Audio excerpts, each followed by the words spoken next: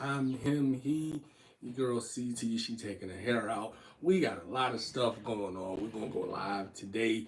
Probably do a pre-recorded on our off day on Monday because you know what I'm saying, we gotta get everything right with the scheduling. Your boy trying to get the sleep schedule together, working his new job, the evening shift. So just work with us. But what we here to talk about today is the downfall of No Jumper. I'm sure y'all been seeing it the past couple of days. Adam 22 has decided to basically shut down all of the shows, all of the podcasts that you see on live throughout the week of No Jumper. He's decided to shut those down. He says it's because he wants to do a rebrand. He wants to, focus on certain things. Maybe the show got away from him becoming a little gang podcast with the Brick Baby and DW Flame stuff. But we all know that it's getting real hot with this Dijon Paul situation where something happened where allegedly the was pulled out. Allegedly, he might have got popped. He might not have got popped. But Adam has put himself in this situation, and I have been documenting the downfall of No Jumper over the last year or two. So why not have an episode to talk about it? One thing that y'all gotta realize, I don't know, a lot of people keep talking about, oh, did he get popped? Did he not get popped? You gotta realize Dijon did not have to get popped for Adam to be under no pressure. Dijon didn't even have to have somebody brand this for him to be under pressure because Adam is the business owner. Dijon's the employee. His safety in the workplace, you're liable for. So whether or not he got smacked, whether or not he did get popped, whether or not somebody pointed the water bottle at him and told him, we not doing this and this, that, and the third, it doesn't really matter. Adam is liable. And it's just shown the carelessness and the unprofessionalism that Adam has exhibited throughout the last couple years, really throughout a good part of No Jumper's just lifespan. Some people would allege that Adam got his business together once his brother-in-law came over, and he's really the one behind the business perspective and aspects of what keeps it going. I would like to think that is the case because Adam seems that he can become a little bit disheveled, unstable, and I think that he's really right there in that mind frame right now. So with the Dijon situation, bro, it just shows that the theme of Adam's downfall is that he believes that he is unstoppable. He believes that he can do anything. Some people say that to be as successful or become as successful as a man like Adam, that you do have to have a God complex. And if that is the case, I don't want to be as successful as Adam because when the way that you treat people, the way that you come off, it will hurt you once you get in the point, once you find yourself in a position of vulnerability, because the people that you hurt, the people that you had in a position, say you are working for him, but you may treat them a certain type of way, they now have the power and it's up to them whether or not to use it to your disadvantage. So with this Dijon Paul situation, he didn't have to be shot for Adam to be in hot water. Somebody just had to put him in a position to where he was either assaulted, he was either threatened, or made to feel uncomfortable. And then the point of you going on to say, oh, this didn't happen, and you basically saying with the text messages that you was lying to Dijon because you ain't know what was going on at the time. So you just placing blame on people like a hoe. And this is why you get in situations that you get into. Like, we'll go back to the house phone situation. We all know, if you were sitting there watching the buildup of that Adam had information of the transgender, whatever happened before the Danny Mullen incident even came to be, because on a previous episode of that Sledge Lords podcast, it had came out. So you saying that you didn't know And then you seeing this person at the AVN convention, and they were saying in the comments, "Ask house phone about me." There is no way you can't know something that's documented for everybody else to know. So you telling me you don't know something that your audience knows. You don't know something that's been on your page multiple times.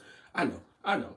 So with him having that history, with him, what happened with the whole T-Rail and AD and stuff, and how he's basically become a hater and become angry with the success of the people that branched off from him. They would go with that God complex, thinking that people should only be successful when they're connected to you. And now that they're not connected to you, you have a problem with that. It doesn't look good that somebody has been deemed as to not be safe at your place of business. And then when you're not being sensitive to the fact, what you're doing right now, shutting off all them shows because you know you're about to have to give up some Buffalo nickels. Yeah, some other stuff might be happening too. My thing though is the way that Adam did DW Flame, it just shows why he's at the place that he's at, because you harbored some type of resentment to a man, a grown man, that is helping you. You helping him, but he's also helping you. And it also seems like to work at No Jumper and be a street guy, you kind of sometimes have to stick your neck out for Adam and advocate for him in the streets and public places. So he's helping you. You decided to do some petty stuff because a man stood on principle and told you, "I'm not about to do this gay stuff on the TV. I don't play like that, and I don't put me on the show if that's what y'all do." So to get back at him, this is that lame stuff. If you're a working person, you know that there's a lot of people like this, a lot of people in power like this, where they just hold some resentment because you decided to stand on your principle and they couldn't just walk over you. You decide not to tell him what's going on, and he found out everything is going on. He found out he was fired the same time that we found out you was doing all this. That's lame, bruh. That's why people like Diddy, people like you, people are out here talking bad about you because you don't treat people the right way. You step on people. And I get it, bro. People say, "Oh, I was watching a clip of the CIA guy, with the long hair, and he's basically saying like we need apex predators out here." But it just, bro, we're at a time with all this soft stuff that's going on. You can't treat people like that because the victim role, somebody playing the victim, it's not out of the ordinary. It's not going to be looked down upon. So if you want to play and you want to treat people like they're the scum on the bottom of your foot, it's going to go up for you. And I really think you should stop playing. I think you should stop playing with him because from what the public knows, I don't think you want to play with a game that big. I think we've been through this before, Adam. You remember when you was talking about how nobody was going to do nothing and this, that, and the third, then all of a sudden you come back and say, "Hey, I don't want to be a part of this." Why do you... It seems like Adam keeps finding himself in the same situation. And I think you should stop because it's not like, fam, at a certain point, you are gonna get caught. And I don't wish nothing to happen, but this is just how these things go. There's people out here, people that have a lot of people behind them that think you're very disrespectful to the streets. So I think you should use this, we harken back to the Man in Full show, where you see a man, he down bad. He's down bad because of the consequences of his actions, how he's handled things, how he's had a spirit of haughtiness where it's like nobody can touch me no matter if I'm doing good business or bad business because I'm such and such. And look what happens. He puts yourself in a whole predicament where you end up unaliving a dude with his thing out and looking crazy. Your legacy looks crazy.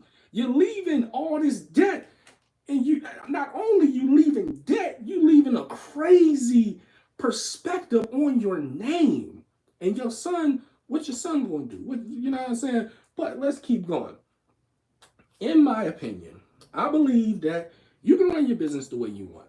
Of course, people are going to run the business the way that they want. That is America. But this whole thing with you gonna get with it or you can leave. I think a lot of y'all employers are finding out and are gonna find out that a lot of people just want to leave. Like, it's too many opportunities out here. It's too much stuff you can do, especially if you are on a platform like No Jumper, bro. If you do it the right way, you can have a good 2, 3 episodes on No Jumper. If you start your own stuff, you could have motion from there. You don't necessarily need excuse me. You don't necessarily need No Jumper to just keep you afloat, bro. That's just, it's not like that no more. It's people decide who they want to watch. So if you're a good character, you can branch off. And I don't think Adam realizes that. I think Adam is still stuck on the fact that his come up was putting lesser known rappers on the map, maybe lesser known celebrities, BC list celebrities on the map with these interviews that he thinks that he does have a power. He does have a certain influence, but bro, you've been lying for the last year. And people like me, I can't even sit and watch a whole show through because he just lied.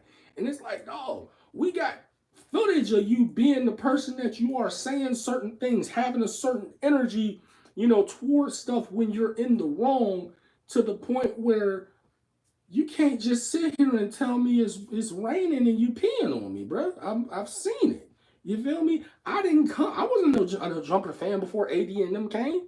That was a boost. You feel me? They gave you a certain type of demographic that you probably wasn't going to get because the content wasn't compelling for that demographic.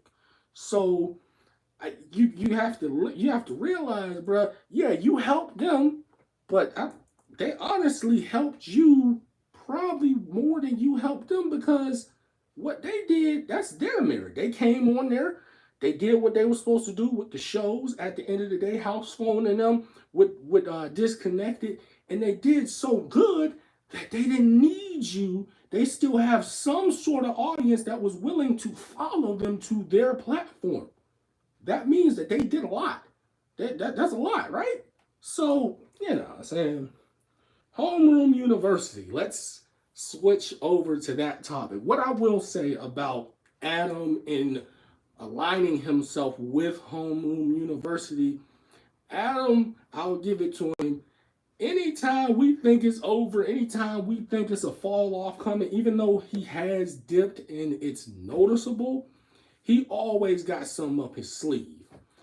Bringing Homeroom University on, it is going to help this narrative with, we're trying to be more focused, be more of a podcast, not mess. And if you don't know who Homeroom University is, it's basically a podcast about podcasts. And we on here, and this is on YouTube, so I have to bring it up. Shout out to Clip Reacts. He's been following this No Jumper debacle, the whole West Coast. I would say that he is a Cali reaction channel, basically. I'm a subscriber. And they were on the channel, on the news, and they were basically going to Sharp, telling him you fell off. Sharp fell off, and it just ain't what it is. It's not what we thought it was, in my opinion.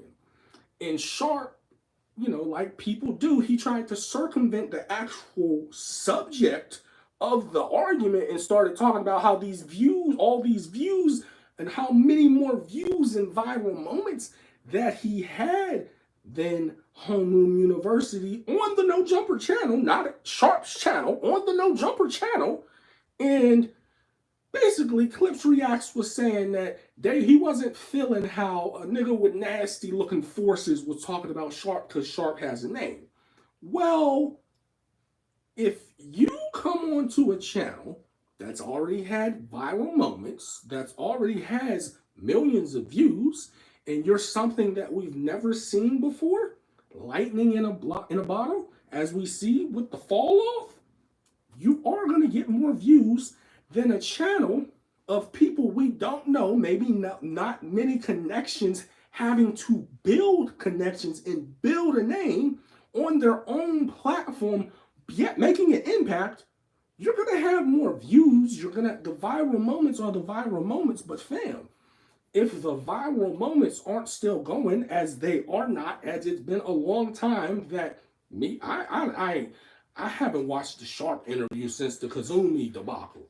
You know what I'm saying? I didn't really find the content compelling, but a lot of content that is viral I don't find compelling, so it don't really matter. But he was basically saying that homeroom university are plants. And the basis of him saying that homeroom university are plants, in my opinion, was because he didn't know who they were. And y'all know Cali people think if they don't know who it is, if it's not out of Cali, it don't matter. Well, being someone that lives on the East Coast and is from down south, don't nobody care about that. And I'll tell you, it's a lot of dudes that's from down south that have forces that look like that, and they getting Buffalo nickels. Most of the guys that's down south in the Northern Carolina, down all the way down to Florida, and you are flashy, you probably ain't got no money. You know why? Because if you do and you out here flashing it like that, them police is on your ass. Maybe I don't know what I'm talking about. Maybe I'm cornball, but that's just my thing. In no way ever is Sharp's content quality fucking with homeroom university's content quality. Y'all talking about the background and this, that, and the third. Man, they running a business. They're still growing. It's not going to be the best. The content quality is what got them on the show. You do understand, to get a cosign, you got to do some certain type of work. To even get to the point where somebody puts you on, they have to notice you. You know what I'm saying? I, in my opinion, think that people from No Jumper watch the show, because I definitely said a couple months ago that Sharp should start his own late night shit. And shortly after that, he started his own late night shit. But I don't know, and it don't matter, because it don't do nothing for my pockets. If they watching and whatever, we still got to keep working, obviously. But people got to realize, especially right now with content, and I was thinking about this, it's more about, and I seen a post about this, it's more about you knowing what you're talking about and you being able to put somebody on game with the subjects that you're talking about than being able to get lightning in a bottle and go viral. Because as we've seen, anybody can do that, but not everybody can sustain it. I think that we bring something to the table from a relationship perspective, because it's not many people under 30 that have been knowing each other for damn near 20 years that's in a successful relationship in a two-parent household getting chilly. You know what I'm saying? Getting chilly, actually successful out here. So we have a perspective from that point. And it's not a lot of people that was homeless for damn near 4 or 5 years that actually found their way and, made it a point to be in control of their success as I did. And it's a lot of more successes on the way. You know what I'm saying? We got this weight loss going. I'm telling y'all, just keep watching next 2 years. Boy, you know what I'm saying? Let's keep going. So, yeah, bro, you can't just look at the numbers and everything, because people pay for numbers. People were saying Adam was paying for numbers. So yeah, viral. Like he said a couple months ago, he was like, I had 50 million views in 1 month because I was doing this, that, and the third with my wife, and all of that stuff that I don't agree with, but we'll just pass by. And it's like, yeah, bro, it's shock value. Of course you're going to get that. Can you sustain it though? Probably not. Do you even want to do content like that? Obviously not. You're doing a change up, a switch up already. So we got to be cognizant of that. Let's move on to homeroom university calling Heather a HOE. Do I agree with it? I'm gonna speak on it from two perspectives, because I get that most people don't think like how I think. So let's get it from the internet perspective. From an internet perspective, I don't necessarily think they that wrong because Heather done said so many times that, oh, my past and I had a past and this, that, and the third before T-Rail. T-Rail done had to tell her, stop saying that. Don't nobody care about what, I don't care about what you was doing before we made it official and it was doing this relationship for 14 years. So stop saying that. So from a content perspective, honestly, she put that out there. And I think that she's right in saying that they don't know her because I'm sure they couldn't confirm nothing. But there's been things said on there that a nigga that's doing content is gonna use, even if it's disrespectful. He's gonna use that as a talking point, something to, catch somebody, in a clip or something because you said it. Now, from a realistic perspective, I don't speak about people's families. I don't speak about people's lives. Like, even looking at Adam, I've never really said nothing about Lena because I got a family. I know how I would take it as somebody was saying something about my family. I don't want to go there. You know what I'm saying? I think it's disrespectful, and there's only for me, I think it's a real feminine and lame to just be blatantly disrespectful for no reason, especially to somebody's significant other. I don't rock that way. But also, we gotta be real. That's gonna lose you some views because it's a lot of people on the internet, they do rock that way. But you know what I'm saying? It's just a toss-up though. For me, I'm not calling nobody no HOE. I think it's lame. I never really understood the point of calling a woman that. Is it kind of gives, you can't get her, you want her, so now you just about to sell her out and make her look like trash because you can't do what you want with her, or you can't get that you heard that you heard that she gave your homeboy, so now you doing this, that, and the third. I ain't never really been for the shaming of women and all of that. Let them go. Even if, like, bruh, I don't know how y'all was raised, but you just don't do that, bruh. Like me, I ain't never really had no messy stuff going on with a woman because I ain't about to go back and forth with you. It's over with. You know what I'm saying? Once it don't work out, it don't work out. We ain't talking about all that. I might tell a story, but I'm not about to tell no names. I'm not about to be disrespectful. I'll tell the truth, but fam, I just don't understand it. So I think T-Rail was right with calling them niggas and saying F your mama and all that. But I really think it was really some content stuff. I really don't think they care, because if they cared, they would have got on them niggas as they were at the MacWalk TV stuff, and they could have did whatever they wanted to them. It would have been professional, no, but if they was taking it that way, they taking it that way. So there we go with that. The no jumper updates and everything. One thing I do want to talk about, another subject I want to talk about before we get out of here. Like I said, we'll be coming out with an episode. We'll probably go live because, we're probably gonna do it on Monday because we record tonight. I ain't gonna go to sleep. So, and I gotta get up and go to work tomorrow. So we're gonna go live. So we'll get into more topics. But what I wanted to talk about, I seen a clip, and it was speaking on saying that a man should be able to cover all of the bills of the household if he has a family.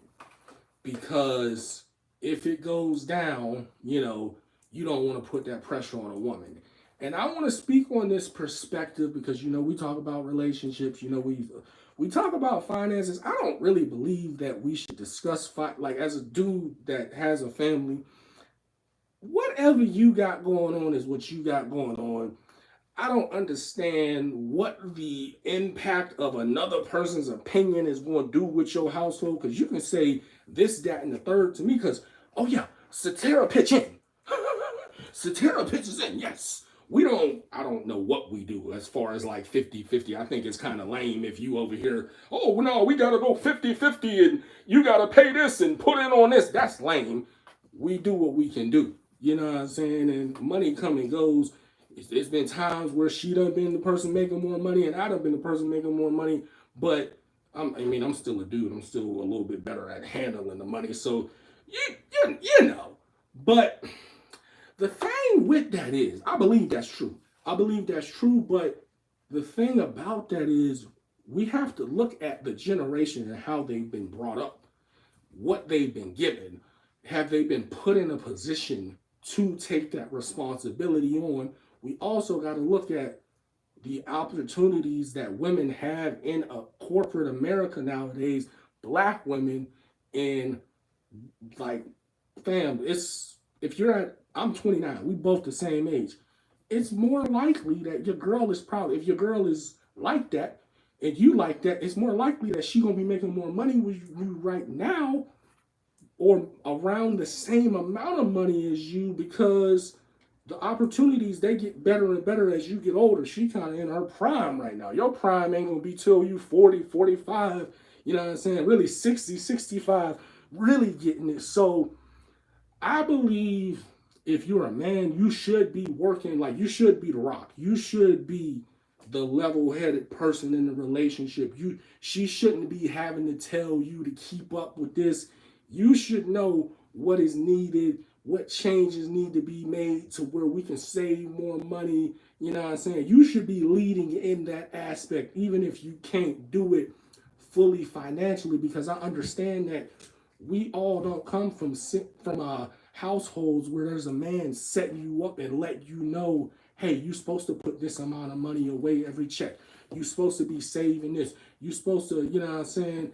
I just learned, I think it was like some percentages where you save 20%, you use about 50 to 70% for your expenses, but you never go all in. Like, there's a lot of things that we just don't know. And I'm gonna be honest with you, being 29 with a kid, fam, you can't catch on. You can't just, oh, I'm gonna start doing this and all this, bro. You gotta work from where you at.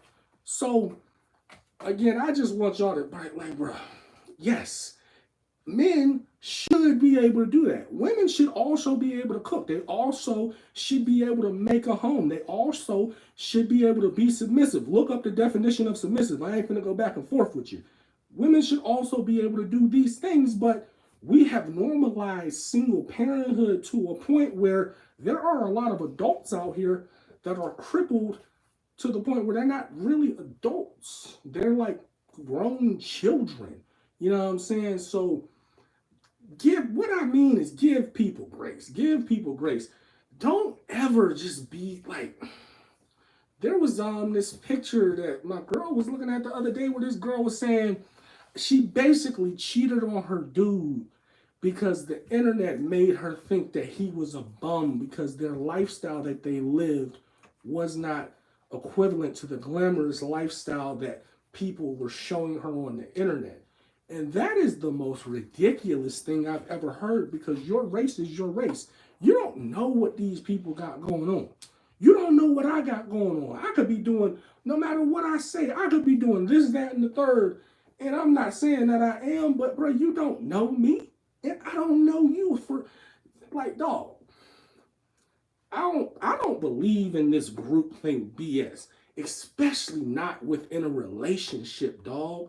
You shouldn't really, honestly, dog, if you want to, this is, how long we been together? 7 years? A minute. Yeah, like 7 years. At least, what I've learned is that, bruh, you don't need to be having no other conversations about the intricacies of your relationship with anybody but the person that you're in a relationship with. And if y'all can't figure out what y'all got going on between each other and figure out what works for y'all too, y'all don't need to be together. Y'all either are not mature enough to be together, y'all don't respect each other enough to keep stuff in the relationship just with y'all two, or you're just not ready, bro. This whole let me go to the internet and see what they talking about and see, hey, do you feel this? Do you think a man's supposed to do this? Do you think a woman's supposed to do this? What the fuck does it matter what they think? You are not laying down with them, okay? We gotta grow up, bruh. Have a conversation with your significant other. See where they at. See what their expenses is like. See what their plans are. Really vet people. Stop looking at a nigga's salary like, oh, he got that salary, so let me go on and try to suck him dry. Fam, he might not know how to save Nathaniel, and his 150K a year could be equivalent to a nigga making 30K a year based on how much money he got after his expenses. Is, you know what I'm saying? Like, bro, it's none of this is a math equation. None of this is, oh, you can just do this and you don't have to really put no thought into it, and you don't have to put an actual life experience and where this person's at in real life because you chose them. It's great to, and the reason that we talk about relationships, because I think a lot of people just say stuff. A lot of people speak from a simp aspect when we're talking about men. A lot of women are trying to shame men into simping out, and the thing is that it's not good for you. You always end up leaving the simp. You always cry about how he can't lead and you got to do this and do this. Yeah, that's what's gonna happen. If he lets you run through him, he's at a certain point you're gonna become subconsciously frustrated that he has not taken the reins and really done what he's supposed to do as a man. Now, if you want to talk about how a woman can be a leader of the house and this, that, and the third, this is not the podcast for you because that is not my perspective. You go speak on that. You know what I'm saying? But yeah, bro, like, you're not gonna find what you need to know to make your relationship successful on the internet just by somebody telling you. I don't think you can't come to social media and just get a quick fix. You have to be actively working in whatever you're doing, and then you can come to social media and maybe you'll get some confirmation. Maybe God will put a word through somebody that you see on your timeline because you're curating your timeline for what you want to see. But this thought that you're just going to come to social media and entertainment platform and get 100% of what you're supposed to do, that is laziness at the top tier form because you have a brain already. That's just my opinion. So we're going to talk about one more thing before we get out of here. We're going to talk about this Drake stuff. So I'm hearing that Drake is back up on the top most listened artists on Spotify. I don't know if I believe it. I believe that it might be some fake news because I'm still listening to Like That. I'll still see people making content about Like That content. And Like That is still up in the 300,000s of streams and revenue and all of that. So I don't know if I really believe that. But I want to talk about the reason that I think that this didn't work for Drake because of how he's handled his fanship. So let me give you some background from how I came to be a fan of Drake. Pretty much like everybody, I want to say over was when I really started getting into him. Like when he came out with Forever. When he came out with the Forever song with Lil Wayne and Eminem and all of that, that's when I really was getting into him. So I pretty much have been around since the spotlight had came on Drake. But a lot of people don't realize, just like Kendrick, that Drake was around putting music out since the early 2000s. So I'm on Drake. And the reason that I became a fan of Drake is because at the time, I felt like he was a reflection of me, introspective, thought-provoking, with the women. I wouldn't say as far with the women because I ain't never really been on that soft simp ass shit, but I did like songs like Marvin's Room because it just was even though I've never said that to no woman, like F that dude, come back and you could do better with me. I think that's going out bad to the fullest extent. But I had homeboys like that, so I understood the perspective. I felt Drake's perspective. I felt that he really made music for his core fan base up until he came out with More Life. And I think that a lot of people were giving him an undue hard time with the views in the More Life album. When you really go back to it, that was prime Drake. I think that's where he was at his best. My frustrations with Drake was that at the end of More Life, he basically told us on Do Not Disturb, it's a lot of stuff happening. It's to a point where I'm running every day. I don't get to be off. It's too much money going through me to the point where I'm becoming a mega superstar. And this is how I took it. I'll come back and let y'all know how it's going in a couple years. Well, when Drake came back, when he dropped his next project after More Life, I want to say that it was that mixtape where he introduced that new flow and he started really getting. I feel that he became friends with a lot of people in Atlanta at this time. Looking back at it, I believe that he figured out a way to become McDonald's. He figured out a way to make a Big Mac. Let me not say McDonald's. I ain't going to try him like that. Drake figured out a way to be Chick-fil-A. Chick-fil-A. Chick-fil-A is not the best. Chick-fil-A is not the most popular, but enough people like it to where you can say, yeah, that's that shit. And it's not the same level. It's still fast food, but it's a level above fast food, if you're following me. So I believe that Drake, 40, whoever else helps him in the studio, they became scientific with the way that they put out music, and they were just putting out this music to make sure that it popped. I believe, if I'm not mistaken, that Drake had not, like, his accolades were not where were supposed to be at this time. So I believe that's why they did that. But in doing that, you lost a lot of connection with the core fan base that was with you when you made Over, when you made Fireworks, when you made songs like that with this microwave style, this kind of trappy. It kind of seems like you were letting a lot of your young people, you started letting a lot of younger artists write your music. That's what I see. As from the Jumbotron shit dropping, like I didn't know that somebody wrote that for him. I didn't know that somebody was writing, like it didn't register that, oh, he really be letting people like write for him. Like, I know that he does it, but I honestly, from my perspective, I was thinking that, okay, you can't let people just keep like write everything. But when you look at it, Jumbotron shit popping is kind of one of those songs. Yeah, somebody could write that. So you drop the if you're reading this, it's too late.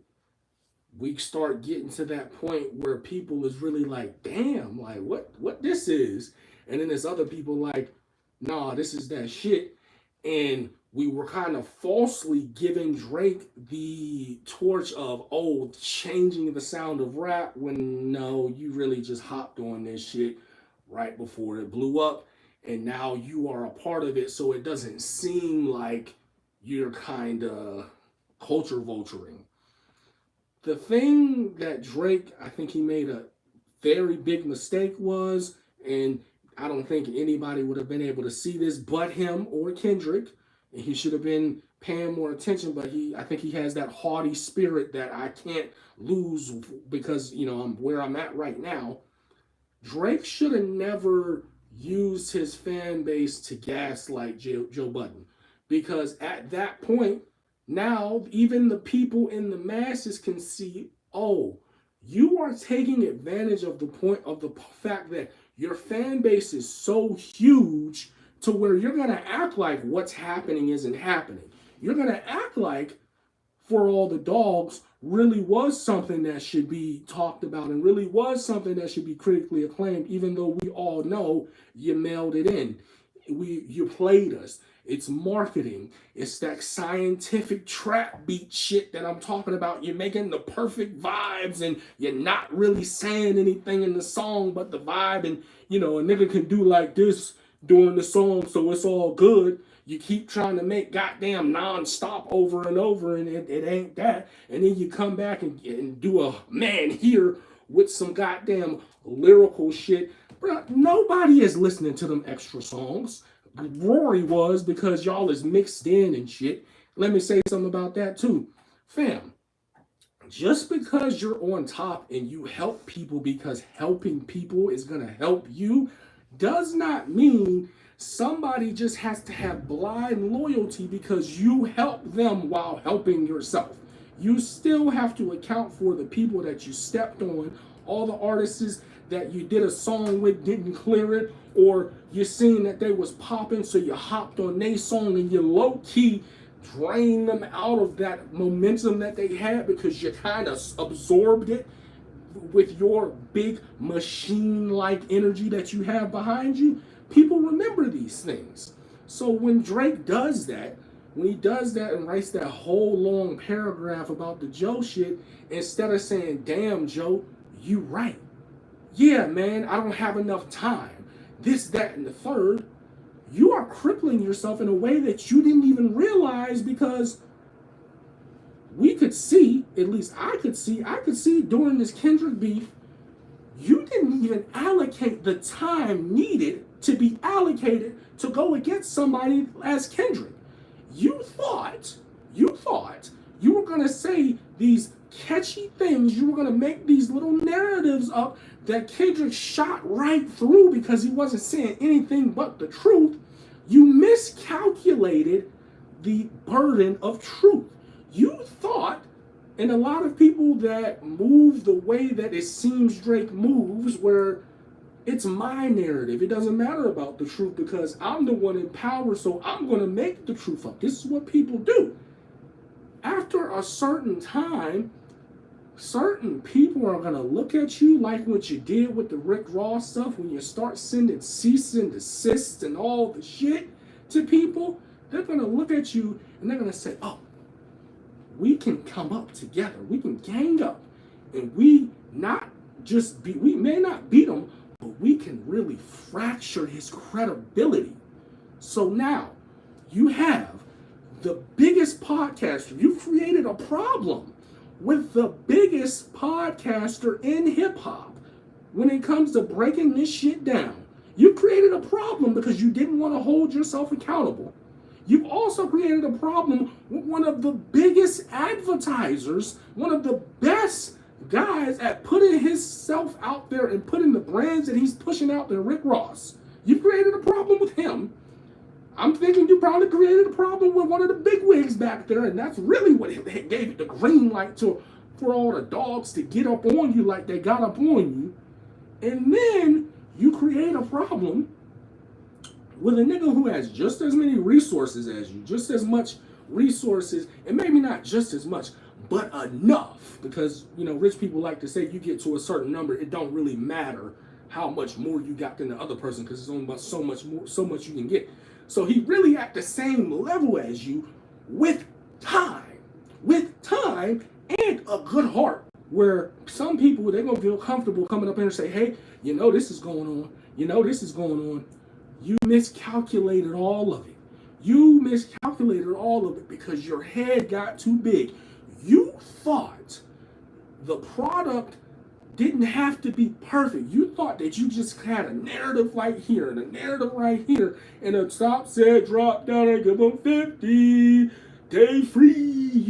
You thought that all of these memorable little quotations were gonna take away from the fact that this nigga's way more diabolical than you. You're not like that from a street level. You're not loved like he is from a street level. We talking about real life shit.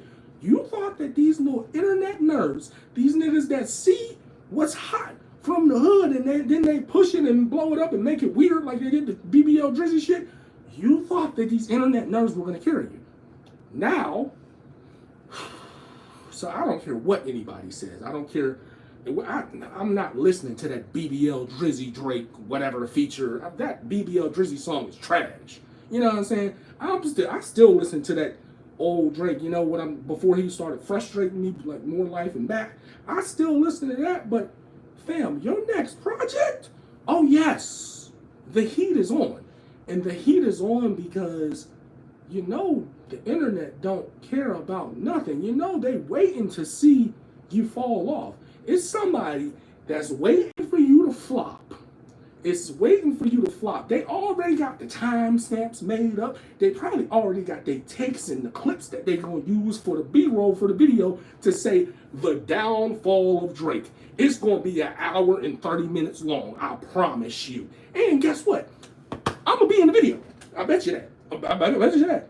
So, Drake, take this shit serious. I know Sexy Red just dropped and all of this and the shit is going on. I know it's looking like it's over. Boy, you better not play. You better not play because your credibility is shot. It's over with. Academics can't, because I seen academics and Danny from the stop still trying to hold your slong and, you know, trying to push you to the front like you was winning. It got to a point where they couldn't anymore. So now it's going to be straight based off of, is this a good album? Did he put the work in and the time into this project that he should to show his fans that he's still willing to put forth an effort, because you didn't even put forth a great effort. I don't care what the Drake slongers are saying. You did it. So my advice as a hip hop blogger, I'll say a hip hop guy, I'll just say that. Take it serious, bro. Take it serious. Do not diss. Do not diss, because I believe even if you drop this project 3 years from now and you try to do that slick shit that you did for 50 years after 50 goddamn songs after the Pusha T shit to Kendrick, I believe he's going to do what he said he's going to do, and that's going to shoot your credibility down even more. So, I'm telling you, I can see the future. You might not believe I can, but hey Drake, you better get right. You better come correct and treat the fan base with respect, because it's like that for you right now. One last thing I want to talk about is the baby. I believe that the baby is doing what he needs to do. He's not going to go back to the position that he was at, but I believe that the baby being in the position that he's in, coming out with these hits, how he's still coming out with them, I think if he comes out with a formidable project, because he just came out with a great EP, I love that Done Trying song. If the baby comes back, and maybe if he gives us the project that we thought Kirk was going to be, I think the baby, he's going to be, I mean, I don't believe that he's going anywhere now, but I think he's going to push his stock up more because people like a comeback story. So watch out for the baby. If we're going to talk about projects, I'm not going to go deep into it because I like to go through the music and stuff, and I ain't got all that. But if you want to listen to some good down south shit, I'm banging Tafia. I forget what the damn name of the album is. Tafia, something street, something 6. But he out of Florida. I want to say Miami, or near Miami, because you know they get offended if you classify it wrong. I'm listening to that. I'm just now getting into the Rap City album, so I can't really do a full breakdown on that. But Baby Money, I'm him. Yes, from Detroit. Yes, sir. That Baby Money, I'm him. I'm definitely jamming that as well. So, yeah, man. We gonna try to get this live stuff going. I haven't really sat down and gave enough time to really figure out what platform streaming thing I want to use, because I do want to be able to share the screen and all of that. But we're gonna figure it out, and we just, y'all stay for the journey. This is he from the Big Podcast. We're gonna mess with y'all.